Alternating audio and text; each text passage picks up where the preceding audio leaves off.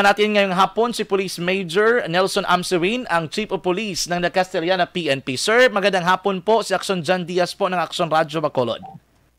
Yes po, magandang hapon din po, sir. Sir, salamat po sa time na sinare nyo dito sa amin. Gusto lang po naming malaman ano pong pinaka-latest investigation.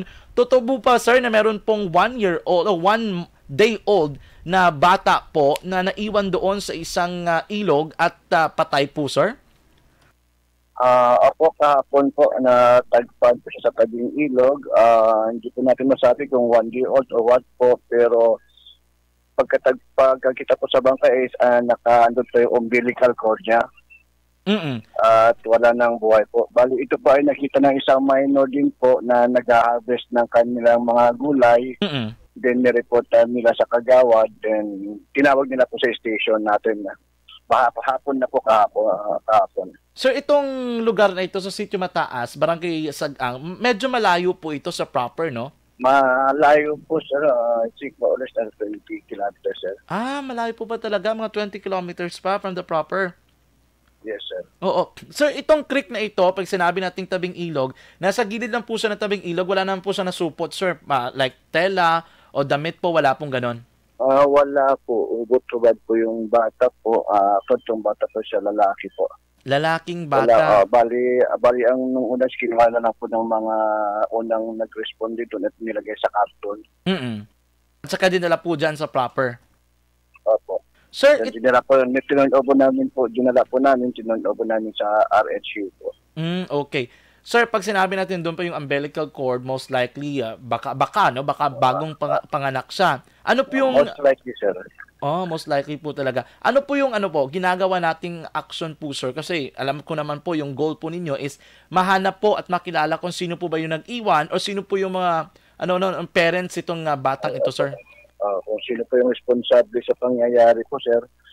Sa ngayon po, sir, is magkuha po kami ng mga details ng cancer, yung mga details ng mga buntis o nakakaraang buwan dun sa area. Alamin po namin po para makakuha kami ng data. And then after that po is isa-isa po namin silang puntahan sa bahay nila. Okay. Parang verification po ito, no? Verification and elimination po para sa mga po. Para malaman po natin kung sino yung bagong panganak o saan na nag-iwan po kung sakali nga ito na yung nag-iwan na responsible po is galing din po sa area na yun po, sir. Sir, kung sakali po, kapag wala pa rin po kayo nahanap, ano po yung gusto nating mensahe na ipaabot, sir, dito po sa mga nag-iwan ng batang ito, sir? Yun po, sana po yung nag-iwan po doon sa bata na konsensya po. Sumuko, alam mo po, pagkakita po ng tropa sa bata, ang dami po na sasayangan. Kasi po, ang magwapong bata po yun.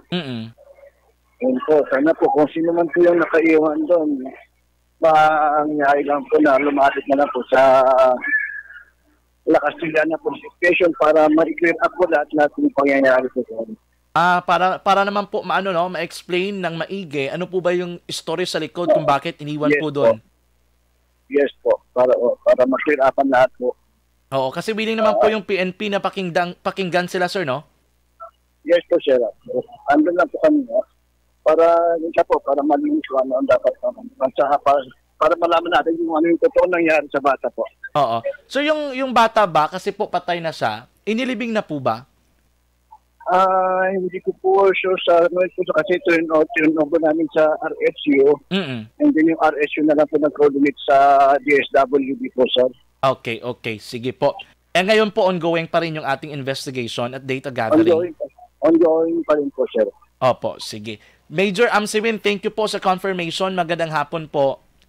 Magandang hapon din po at maraming salamat din po. Opo, sir. Action Reports, Afternoon Edition. Makon mo lang. 1 day old nga lapsag, arapang umbilical cord, nagatabid pa sa lawas siya, binilin sa kilid sang suba. Action!